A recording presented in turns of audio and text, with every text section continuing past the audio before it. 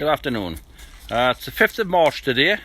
The weather is absolutely beautiful. We had -3 overnight, a hard frost, but it's got out sunny. It's beautiful. Outside is about 7 or 8 degrees, still cold, but it is lovely to work in. Inside the polytunnels it's running around about 20 degrees. I've been up in the greenhouse there and it was 22 degrees, which is a little bit hot and stressful for the plants. I will do a second video today, or maybe this evening, in the greenhouse, just to show you what's happening up there.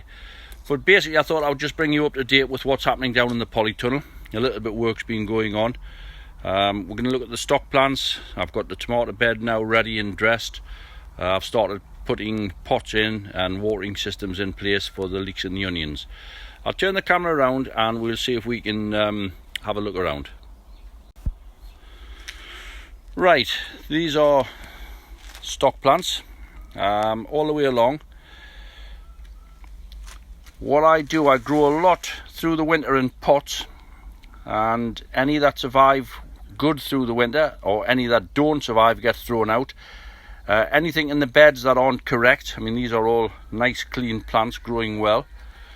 I'm happy with all of these, but we'll take a little look in here. This is the start of Fusarium pink rot right on the very base. There's one there. That could be botrytis on that one, but these don't get planted. I'll leave those another week or two, see how they perform. They will more than likely end up in the bin. Looking along, I'll replace any in the beds that have gone off with nice clean healthy stock, as we can see. Moving along.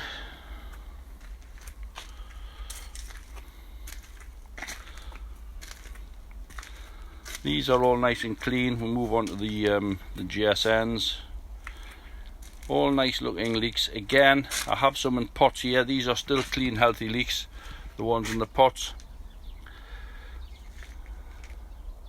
Foliage has been trimmed back so it's not trailing the floor, just in case we get any slugs or anything like that, any damage. I've replanted some extra stock plants behind the tomato canes. This bed's ready. It's been dressed with John Innes base fertilizer for the tomatoes. Hopefully I shouldn't need to feed. I've put 3-litre pots in, which is what my tomato plants will be planted, the size pot they'll be planted from. They're already caned, tied into a wire up a height, and the plants will be growing up those. In front of these, all along the bed, I will put other salad crops in, lettuce, radish, spring onions, things like that. The next bed across, that will have cucumbers and peppers in it. I'll move down now just to take a look at, well actually I'll show you the bag of John Innes as we get to it around here, just to show you the fertilizer content in the John Innes base.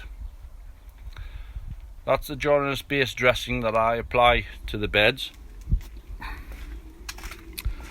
Moving down here, this is one bed all ready for leeks and onions. I had this bed analysed. I analysed it myself, and it hasn't had fertiliser for 6 years. This will be number 7. It didn't need anything apart from a little bit of nitrogen. It was low on nitrogen. It was still, the phosphate and potash content is starting to come down, but it's been running very high. So it hasn't had fertiliser applied for a number of years. This is the 7th year. What I will do this year, I have applied 6 ounces to square yard of seaweed meal. This is a meal, it's quite expensive, but it's a meal that we put in.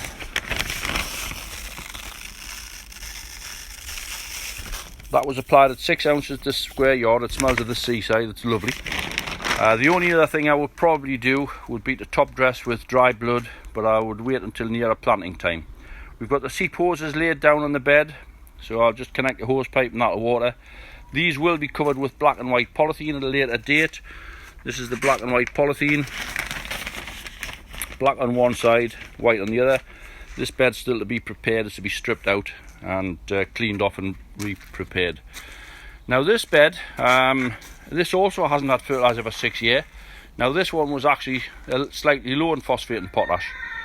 So on here I did apply some base dressing of the John Innes base, and I've also put on, I only put 4 ounces to square yard, and I've also put 2 ounces of fish blood and bone on here, And again, as I plant out, I am adding seaweed meal to this as well. All beds this year, I haven't done this in the past, but all beds have had Remen dust. I'll show you the Remen dust.